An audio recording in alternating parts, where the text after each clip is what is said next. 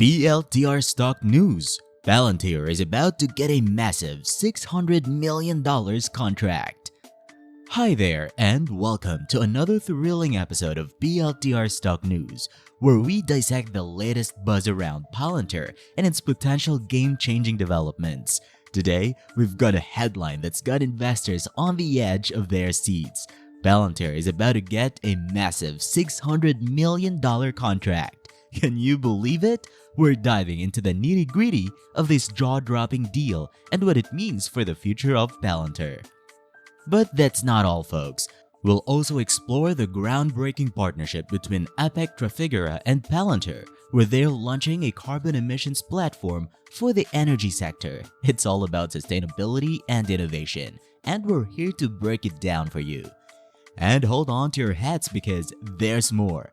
Palantir recently won a £27 million government contract without tender. We'll uncover the details of this impressive feat and how it's shaping Palantir's future prospects. But wait, there's a twist. We've got a special evaluation of Palantir's AI potential through the lens of legendary investor Peter Lynch. Is Palantir a hold, or could it be a diamond in the rough that's ready to shine? Stick around to find out. So grab your notepads, subscribe to our channel, and join us as we unravel the exciting world of Palantir and its soaring potential. Let's dive in. Trafigura, Palantir launch carbon emissions platform for energy sector.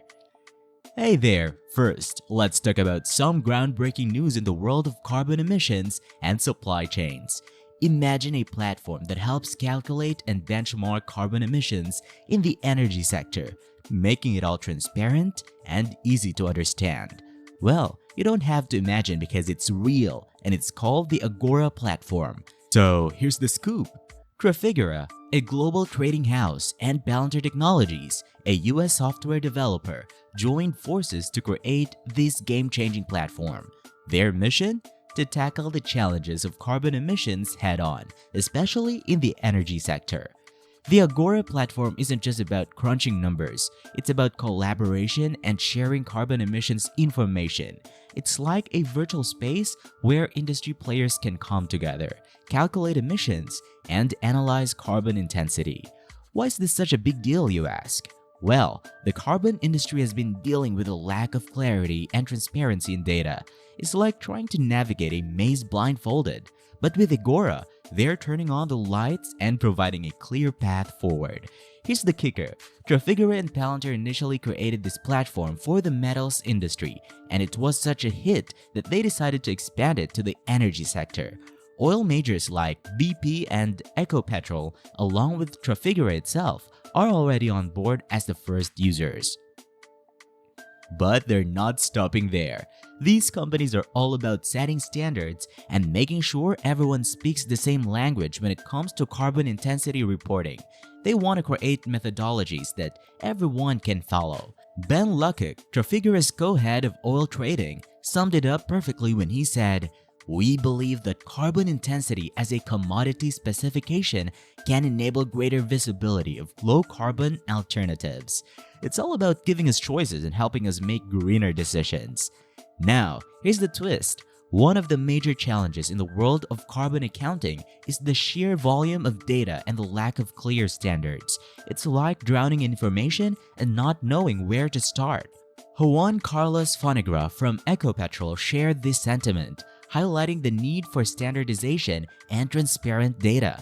And guess who's providing the data for this platform?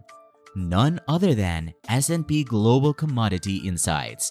They'll be drawing on their wealth of knowledge to measure the carbon intensity of everything from oil and gas to refined products and biofuels. And here's the grand finale. The launch of this platform coincided with the Asia Pacific Petroleum Conference, or APEC 2023, where industry leaders gathered to discuss the future of energy. It's like they brought the future right to their doorstep. Spy Tech firm won £27 million government deal after introduction from ex-M16 boss. Now, let's talk about Palantir, the spy tech firm that scored a massive £27 million government deal in the UK. Here's the kicker. It turns out that the former head of M16, Sir John Sawers, introduced Palantir to a top government official back in 2019, a whole year before the company landed that sweet contract with the Cabinet Office. Sawers set up a meeting between Palantir CEO and the Cabinet Office Permanent Secretary, John Manzoni, while Palantir was pitching for new business. This is where things get interesting. Palantir went on to snag that data deal without any competitive tender, singing the praises of its unique software to the department. Now, the big question is, why is this a big deal? Well, some folks are concerned about Palantir's deep connections to British and American security agencies. Sawers, a former spy master, led the Secret Intelligence Service from 2009 to 2014, so his involvement raises eyebrows. Labour MP Clive Lewis is sounding the alarm, suggesting that the military-industrial espionage complex might be making its way into public services and the economy. He's calling for more scrutiny over the government's recent Palantir deals, emphasizing the importance of transparency in procurement. But Palantir, owned by billionaire Trump donor Peter Thiel, isn't stopping there. They're in the running for a whopping £480 million contract to manage NHS data. It's worth noting that they've already secured a contract with the health service, as revealed earlier this month. So how did this all happen? Documents obtained through Freedom of Information Act requests show that Sawers recommended the meeting between Palantir and the Cabinet Office in July 2019. The meeting was described as an introductory discussion, and Sawers was said to be acting in a security sector consultancy role. When asked about the meeting, Sawers didn't deny his involvement but clarified that his company, New Breach Advisory, doesn't do lobbying for its clients. He said he arranged the meeting to help the Cabinet Office digitize government.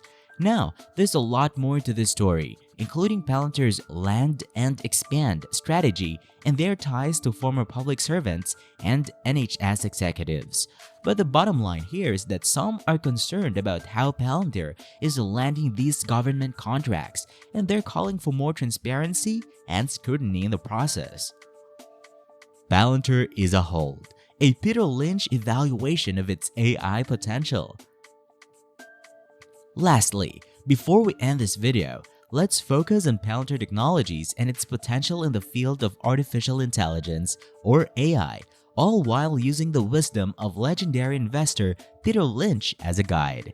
You see, Peter Lynch was quite the investing guru, and he had his knack for spotting those stocks that had the potential to grow like crazy. But of course, with great rewards come with great risks, and Lynch had some pretty solid guidelines for assessing those risks. Now, let's talk about Palantir. The article breaks down Palantir's prospects using 4 key Lynch criteria. Scale leader in a fast-growing industry. Palantir is a big player in the AI game, and it's not a behemoth like Microsoft and Google, which actually makes its growth potential even more appealing. A good story. Lynch loved companies with compelling stories that you could easily understand and predict. Palantir seems to have a story that fits the bill. Rapid growth potential. Lynch liked to see annual earnings growth of 20% or more for fast-growing stocks. But here's where things get a bit tricky. While consensus estimates project a bright future for Palantir, the company's historical growth rates haven't been all that consistent. So there's some uncertainty there. Reasonable valuation.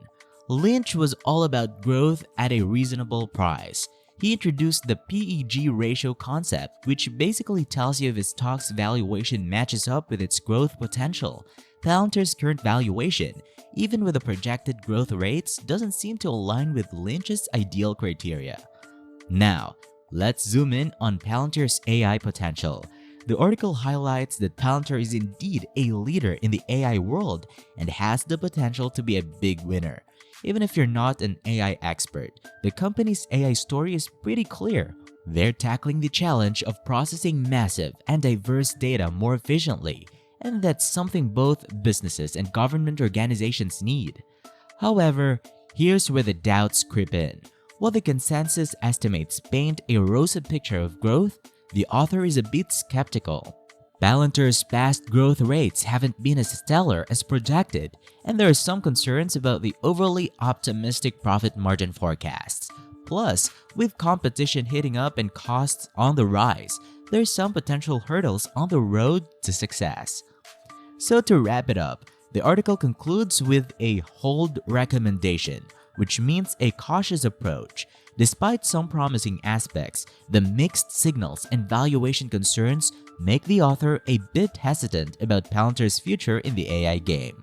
It's all about finding that balance between potential and risk, and according to this article, Palantir might not be a slam dunk investment according to Peter Lynch's playbook. And that's it. We hope you enjoyed this video, and if you did, don't forget to hit like and subscribe to our channel for more updates. Thank you for joining us on this video, and we hope to see you in the next one.